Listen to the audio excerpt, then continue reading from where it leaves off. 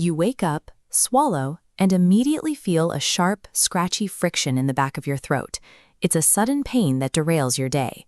This chart shows the distribution of sore throat causes, revealing that a massive 70 to 90% of all cases are driven by viral infections. That leaves only a small 10 to 30% minority caused by bacteria.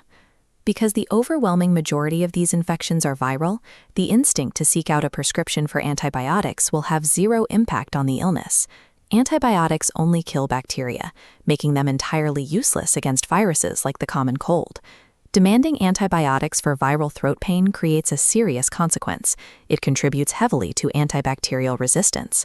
Exposing harmless viruses to these drugs allows surviving bacteria in the environment to adapt, rendering our best medications ineffective for future, life-threatening infections. There is, however, a critical minority of cases that actually are bacterial. These are most commonly caused by group A beta hemolytic streptococcus, frequently referred to as strep throat. This creates a direct clinical dilemma. You must accurately identify if you are dealing with a standard, harmless virus that simply needs time to pass, or a targeted bacterial threat that actually requires medical intervention. Guessing your way through this without a structured triage framework wastes your time, drains medical resources, and risks missing severe underlying conditions that require immediate attention. This flowchart shows the primer for the differential diagnosis of a sore throat, starting at the top level by establishing two absolute red flags: duration and dysphagia. The first major red flag is the 14-day rule.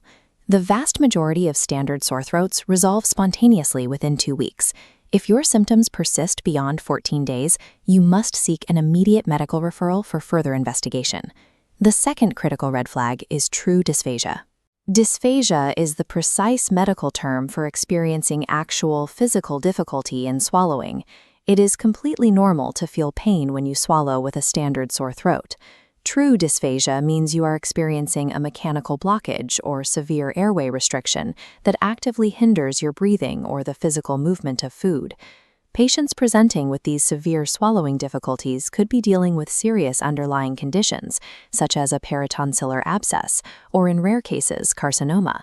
Laryngeal and tonsillar carcinomas are cancers that present with a sore throat, hoarseness, and dysphagia. They are 4 times more common in males than females and have strong links to smoking and excessive alcohol intake. Clearing these initial red flags rules out immediate life-threatening emergencies. That leaves the primary task: separating minor viral infections from targeted bacterial ones. With emergencies ruled out, the triage process moves from evaluating time to examining specific physical reactions in the body. This table highlights the Centor scoring criteria, the exact tool medical professionals use to predict bacterial infections. It starts by checking for 2 things: a fever over 38 degrees Celsius and tender anterior cervical lymphadenopathy, painful swollen lymph nodes. The final 2 criteria are tonsillar exudate, which appears as visible pus or white spots on the tonsils, and a strict absence of a cough. The absence of a cough is a highly critical indicator. Standard cold viruses almost always trigger coughing and a runny nose.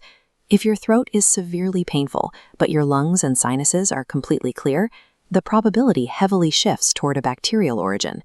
Exhibiting 3 to 4 of these specific signs indicates a high probability that you are fighting group A Streptococcus. Historically, leaving a streptococcal infection untreated carried heavy risks. It could develop into scarlet fever, a notifiable infectious disease characterized by a distinct sandpaper-like rash. Tracking your Centor score gives you a specific, objective trigger. Hitting 3 or 4 criteria justifies the time and cost of booking a doctor's appointment to evaluate the need for antibiotics. Looking back at this differential diagnosis flowchart, we see how the patient's exact age drastically alters the diagnostic probability, splitting into specific pathways based on demographic risks. If an adolescent presents with pharyngitis, a fever, swollen glands, and severe malaise that feels entirely disproportionate to a standard cold, the clinical suspicion shifts. This specific combination in adolescents and young adults is highly indicative of glandular fever, caused by the Epstein-Barr virus. The Epstein-Barr virus is a highly contagious human herpes virus, primarily transmitted through saliva. Accurately identifying glandular fever is crucial because the symptoms, including extreme fatigue and potential spleen enlargement, can linger for months. This requires a completely different approach to physical rest and long-term energy management compared to a standard cold. However, the most common scenario is an adult presenting with a sore throat alongside a standard cough or runny nose. The presence of those concurrent respiratory symptoms effectively confirms a viral infection. This safely redirects the patient away from the doctor's clinic and straight to the pharmacy for symptom management. Navigating the pharmacy aisle means evaluating a confusing landscape of competing claims, forcing you to determine the actual utility of various active ingredients. This table summarizes practical prescribing information for sore throat medicines. Because the vast majority of sore throats are caused by viral infections, purchasing products with antibacterial agents is a complete waste of money. They have absolutely no action against viruses. Instead, local anesthetics like lidocaine or benzocaine offer excellent rapid onset relief. They temporarily numb the mucosa, quickly dulling the sharpest pain upon contact. The primary trade-off with local anesthetics is their very short duration of action. Whether formulated as a spray or a lozenge, they require frequent dosing to maintain the numbing effect. To build a sustained baseline of relief, simple systemic analgesics like ibuprofen or paracetamol are highly effective.